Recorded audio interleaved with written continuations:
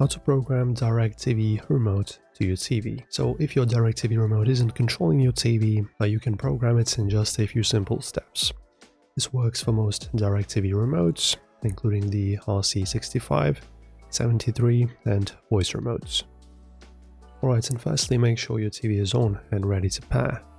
Then you go to directv.com/remotes. So this is going to be the address, it doesn't load for me.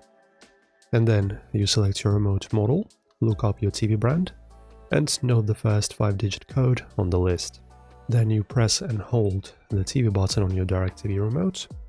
While holding, press mute plus enter and follow the instructions for your specific model until the LED blinks twice.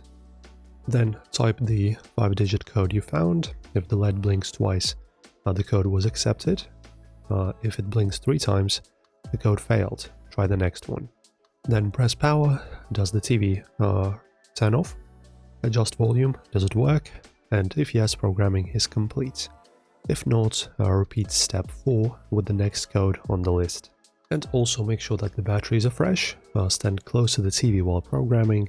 If it still doesn't work, check your remote model instructions on Directv support. And this is how you program your Directv remote to your TV.